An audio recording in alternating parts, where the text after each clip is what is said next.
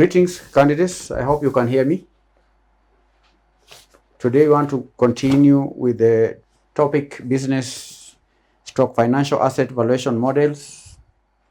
The subject is financial management. So far we've done the concept of value, reasons for valuing financial assets, theories on valuation of financial assets. We've done the valuation of redeemable, irredeemable, and convertible debentures. We learned how to value redeemable, irredeemable, and convertible preference shares. Today we move to the valuation of ordinary shares. And there are various approaches that we can use to value ordinary shares. The first one in the syllabus is net asset basis. Asset basis. Net asset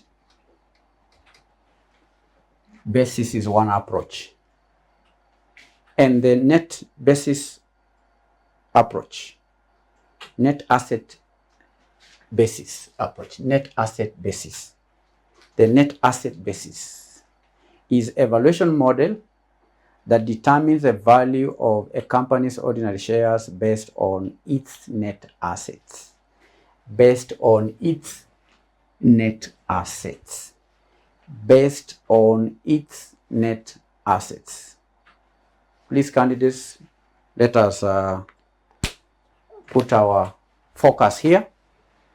Let us concentrate. Let us register these things now. Let's not postpone. Net asset basis is evaluation method. And in this method, the net assets are used as a basis for valuing ordinary shares.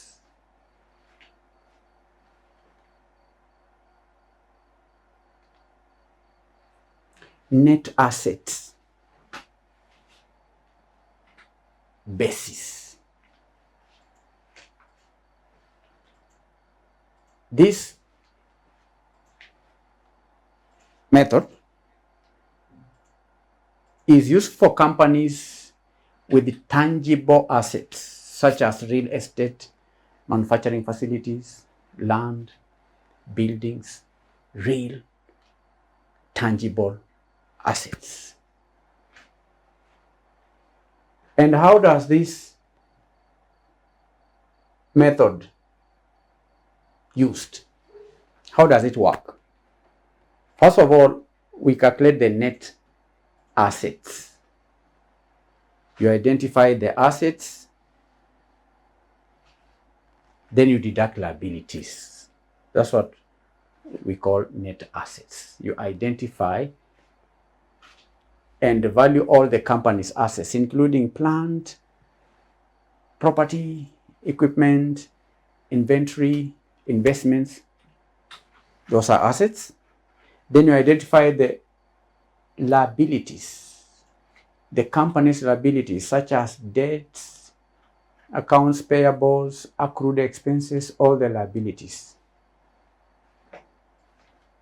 Then you subtract the total liabilities from the total assets. Then you get the net assets. So when you have the net assets, then you just divide the net assets by the shares outstanding. It's just that simple, candidates. Have you understood how to calculate the net assets and the value of shares? Value of shares will be equal to the net assets divide outstanding shares. That will give you the value of a share. Value of a share.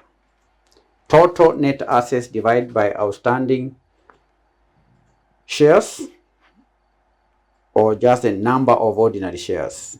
number of ordinary shares.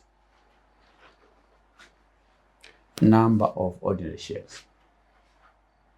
Let me use simple terms to make you memorize. This is just number of ordinary shares. Illustration. The following information is extracted from the books of KNEC Limited. We have liabilities, we have bank overdraft, we have land there, then we have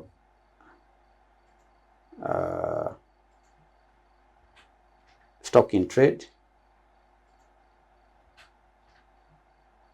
stock in trade. So the land is 300,000. Can you make that correction? The stock is 80,000.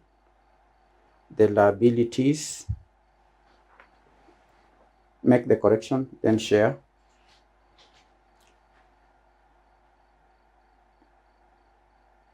Land is 300,000. Stock 80,000. Land 300,000. I can even have it here. Illustration. Land is 300,000. Stock 80,000. Liabilities 350,000. So what will the value? The value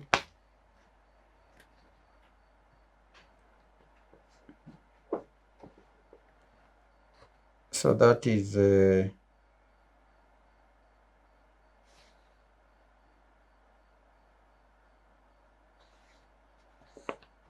the company is assumed to have a share capital of 200.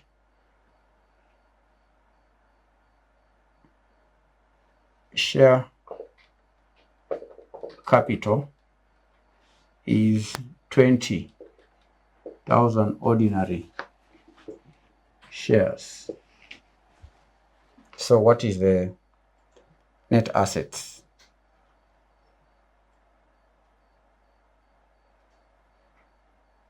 So now give me value of a share.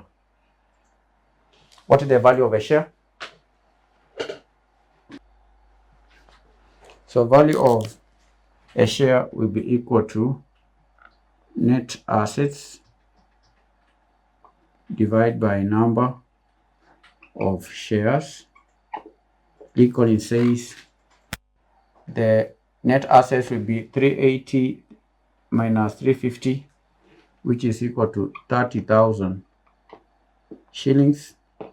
We divide by the 20,000 shares. This will be equal to how much? This is 3/2, just 1.5 shillings. That will be the value of a share. Correct, Samuel? It is that simple.